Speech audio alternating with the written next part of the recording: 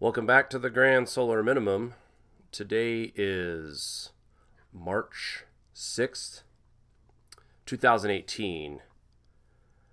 And today we are doing a live update once again. I'll just say right now that this is going to be mainly focused on weather. There is some space weather news that I wanted to show you real quick. I'll go ahead and get to that first. Again, no sunspots. Pardon me. That's 3 days in a row now. Total of 31 days for 2018. And I like to compare from years past. As you see, 2016 had a total of 32 days without sunspots. So here in 2018, we've really seen that trend accelerate as we almost have surpassed the totals for just 2 years ago. Solar wind speeds are a little bit inclined at 412.8 kilometers per second with a density of 4.9. Looking at our KP indices is at a quiet 1 right now. 24-hour max was a 2. And looking at the SDO, lots of action going on today. Corona hole in the northern part of the sun that's going to be touching base with us. March 8th, I do believe, is when they expect solar winds from the current situation we are looking at. But also, I wanted to show you guys this too. We've had some interesting action on our star today. First of all, Mari took some time. There it is, the filament that has caught the attention of many today. And not only did we have a filament release, but we had two. Now this one here is next to our sunspot, or our active region, I should say. It's not a sunspot yet, but it's pretty active. And there is the release. Look at that. Wow. Now I do believe in this next clip I'm about to show you, saw the camera kind of move around there. I think that was the jolt from the release. And then we'll zoom out here and take a look. We had two today. Right at the beginning of this loop, you saw the release. Look right now to your 7 o'clock, 9 o'clock position right there at the top. At the 1 o'clock position at the beginning of the loop, you'll see the first filament release, and then later the second one release right next to that active region. So it's been a while since we've seen a filament release, but I don't recall the last time we had two within a matter of hours apart from each other and not too far away as well. So interesting to see what's going to happen here in the next couple days with earthquake activity and volcano activity. Ben from Suspicious Observers did announce today that he expects us to be on a 8.0 or higher earthquake watch for the next 3 weeks. And when you see things like this, the filament releases, and today we had a 6.7 earthquake in Papua New Guinea. Once again, the fifth 6 or higher magnitude earthquake that's happened since February 25th when we had the 7.5. So I thought this was really relevant today to show everybody. Mari did a wonderful job earlier today covering the earthquake and just talking a little bit about the region, about how we're finding little to none information about what's going on seismically and possibly. Now, Mari also reported that they've helicoptered scientists to the volcano, and you know, everybody's just, you know, nothing to worry about here, guys. That's what they're telling everyone. So, but smoke is being seen from the top of the mountain. There's rumors going around that people are evacuating the area in fears of a possible eruption. So if that thing's been gone for that long, I can only imagine why people are fearing, you know, being around when it does go off. It'll be a long-awaited explosion, that's for sure. Here's the TSI numbers. As of February 26th, we are still sitting at a 1361, but if you notice, folks, it's getting lower, 1361.09. I'm sorry, 0894. So wanted to touch base with that. And not to be going too fast here, yesterday, before I go to the weather update real fast, yesterday I briefly covered the paper that apparently has been out for a little while, but spaceweather.com has thrown it up on their website, and I think that's a great place for people to get information. I think a lot more people are seasoned veterans when it comes to going to spaceweather.com for any kind of space weather related news. And these guys really, you know, they, in my opinion, they are probably one of the leaders in cosmic ray research, alongside from some of these folks that are PhD scientists. The team they have working for them right now to give these reports, they're doing an outstanding job. But, you know, I talked about how cosmic rays affects the weather and everything, but I keep forgetting we really need to focus on the important part too, the human effect that cosmic rays have on people. And when you talk about the radiation that comes in from these cosmic rays, two things. You're going to see, as the years go by, a lot less flights that are going to be more than a couple hours at a time. I don't think that they're going to be able to withstand a whole lot of exposure to radiation, especially this paper pretty much declares that the acceleration of cosmic rays in our atmosphere is beyond what they thought it was going to be. And number two, the really thing that sticks out in the abstract is that it used to take you 1,000 days in space before the radiation affects the human body. However, that's changed drastically with this 10% increase that they weren't expecting to begin with. They were predicting 20%. It's 10% larger than the 20% they actually predicted. But for it to jump from 1,000 days to now, scientists are saying that humans can only sustain 700 days up in space.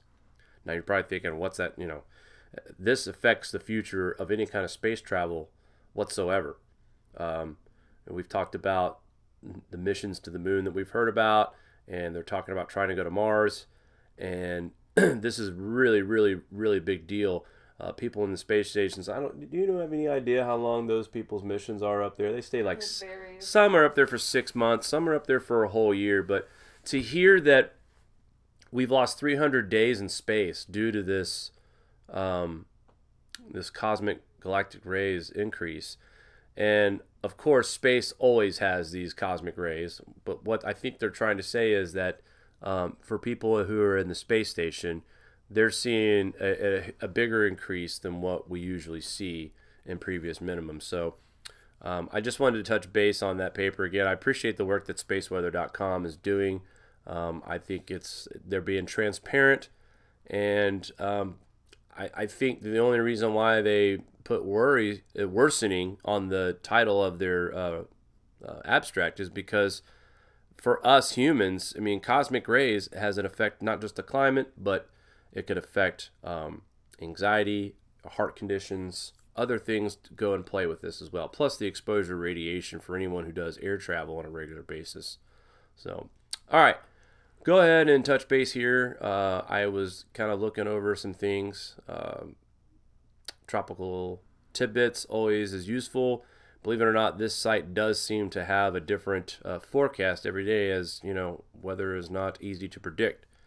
But taking a look at what we're sitting at right now, you know, weather storm Quinn is expected to make a fall on the coast. Excuse me. Not the strength of NorEaster that we saw with Riley, but I wanted to point out something that I did notice that's different. Look here what the GFS models are showing for Wednesday. On Wednesday, and follow the latitude here. Look at this area here. The blue line that's now formed that was not there in the forecast originally. Okay, a lot of this is going to be lake effect snow because the rotation of this storm is going to bring winds in from the north, and Lake Erie, folks, is now only 26% covered in ice. So this changes a lot. A couple days ago, this was not here. So I move it forward a little bit into Wednesday into Thursday. Again, we're seeing the heaviest snowfall right now in the areas that got the coastal flooding. So, you know, forecasters are not saying that this is going to be a Riley nor'easter, but nevertheless, it's still going to be a significant nor'easter because this is the second nor'easter in just 1 week that we've received. So we're still trying to clean up from the first one. And here by Thursday, we still see snow throughout the northeast. and slowly but surely it's moving its way out. Actually, this one's moving a lot faster than Riley did. By the end of the day, Thursday, we should see it wrapping up into early Friday morning. And as you notice the rotation of this system, it's bringing winds again out of the north, and western New York and Ohio and Pennsylvania could see some lake effect snow from this effect here. So interesting setup we have, where earlier forecast was the parts that got the heaviest snow, like here in western New York and Pennsylvania, weren't going to see much snow from this, but I'm curious to see how the lake effect plays out between now and it looks like Saturday as we watch this system go all the way into the weekend. Now here's where things get interesting, and I've kind of toyed with this last night as well with the West Coast. March 10th, this little system right here where the Tennessee, Kentucky is, they are watching this area for development. Actually, it's that low pressure system that's back in Oklahoma, my fault. So Saturday they were watching this low pressure system develop, and it kind of gets a little intense here by Sunday. It's more of a rain event right now. Now, what they're watching for is the potential, as you see it builds up by Sunday into early Monday. Now we're looking at snow in Virginia and approaching Pennsylvania, and once again, we have another possible nor'easter forming off the coast again. Now, right now, the GFS model has got this thing beelining straight out to the Atlantic. But there is other models that are showing that this storm could shift and go up the northeast. But right now, this is what the GF models are showing. This storm is even faster than Quinn. And so, but the rotation of it, once again, is bringing winds from the north, as you can see here in the western New York area, northeast. But for western New York, I keep emphasizing this because we could see some significant lake effect snow from this, but it all moves out of here by Wednesday. A little bit of lingering lake effect snows, but by Thursday we start to see things calm down on the east. Now, while we're at the 15th, take a look at the west coast. I've already pointed out how much moisture we're going to see. This is where things start to pick up for the west. And as you see the low pressure system moving into California, into the higher elevations, heavy snow, lots of rain. And this is a system that actually, the one I'm pointing out right now in California, is what I'm concerned about as it goes across the country. By Saturday, March 17th, looks like we have a bit of a warm-up through much of the country. The northern plains will see snow. But the reason why I'm mentioning this storm right here we have almost the entire eastern part of the United States and southern U.S. engulfed in rain. And it looks to be significant to moderate. What they're worried about with this warm-up and this rain is how much snow we see on the ground between now and, say, the 18th, because with that warm temperatures, you're going to get a sudden melt, and also with the rain, if it's heavy like they think it will be, we'll have to contend with more flooding once again in the same region, the Mississippi Valley and the Ohio Valley. And if you look over to the West Coast again, just 5 days from where I said this is where the fun begins for the West Coast, another big system is moving in onshore. And look at that. Now these models are way far out, but on the 21st, once again, we have another storm forming in the same region that just got dumped on. This one's even faster, thankfully. By midday Wednesday, it's out of here. So hopefully this is a sign that we start to see some calming, but with these systems and how big they are and how many states they're affecting. You know, I'm a member of several Facebook pages, and the big concern right now, guys, is got to be our planting season right now. And when you look at this weather map, as I cycle it through here for the next 15 days, I'm going to speed it up a little bit. But as you look at these systems move in and move out, and low pressure after low pressure forming right over the same areas, thankfully these are moving out a lot faster so they don't sit there and lull out and dump huge amounts of rain, because the eastern part of the United States and the southeast especially, we're already waterlogged enough. So lots of activity to keep track of. Spring-like weather and then wintertime weather. Right now this weather can't make up its mind, obviously.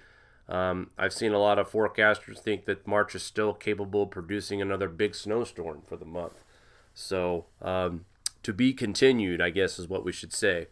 Mari, did you have anything that you wanted to add from the chat, or maybe something I didn't cover tonight that should be mentioned? No, I think you summed everything up good. I had my bit earlier today. Yes, so, thank you for that report. You know, I think we got that covered. I've been chatting with people in the chat. We got a lot of lovely people in the chat right now. Just friendly chat. Nothing really to report though, Jake. Good. I'm glad to hear that, and that makes me before we leave out, I want to talk about our radio interview. Radio X regionxradio.com contacted us last week and asked to interview us, and I emailed back and said, sure, what are we going to talk about? Obviously, I thought it was going to be the grand solar minimum, which it is.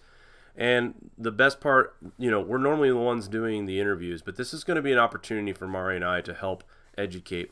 And I'm hoping that their listeners can gain some understanding about what's happening with our climate, what's going to happen in the future, and talk about crop loss and food and how we might have to figure out ways to adapt to growing indoors and not, because, you know, like I said, the guy in this group that I was talking to today in one of our global cooling groups on Facebook, he's really, really concerned. If anybody that gardens, I'm sure you're thinking the same thing as we're watching this map right now, but he's very, very, very, very concerned, and likely he should be. So, all right, guys, that's going to do it for us tonight.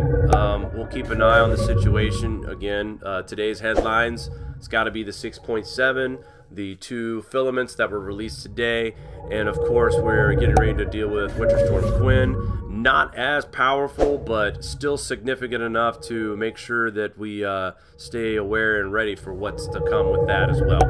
All right, guys, thanks for tuning in. We'll talk soon.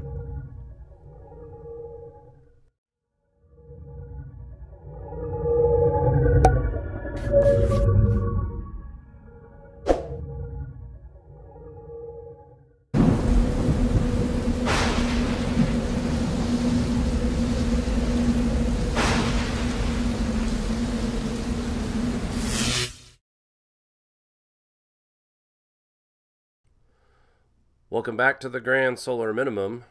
Today is March 6th, 2018.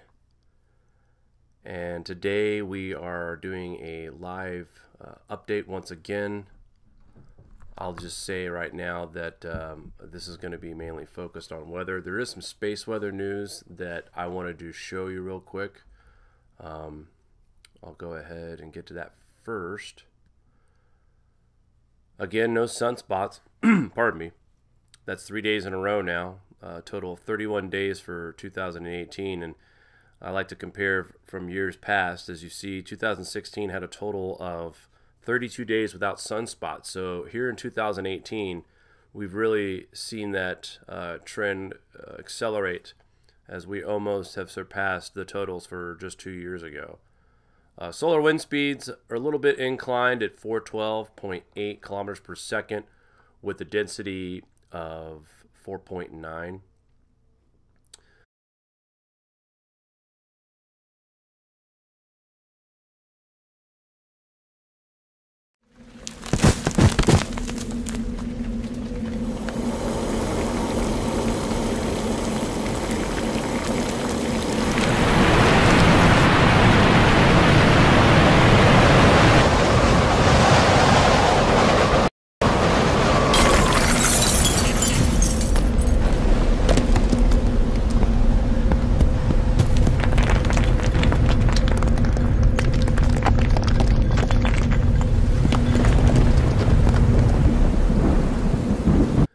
Looking at our KP indices is at a quiet 1 right now. 24-hour max was a 2. And looking at the SDO, lots of action going on today. Corona hole in the northern part of the sun that's going to be touching base with us. March 8th, I do believe, is when they expect solar winds from the current situation we are looking at. But also, I wanted to show you guys this too. We've had some interesting action on our star today. First of all, Mari took some time. There it is, the filament that has caught the attention of many today. And not only did we have a filament release, but we had two. Now this one here is next to our sunspot, or our active region, I should say. It's not a sunspot yet, but it's pretty active. And there is the release. Look at that. Wow. Now I do believe in this next clip I'm about to show you, saw the camera kind of move around there. I think that was the jolt from the release. And then we'll zoom out here and take a look. We had two today. Right at the beginning of this loop, you saw the release. Look right now to your 7 o'clock, 9 o'clock position right there at the top. At the 1 o'clock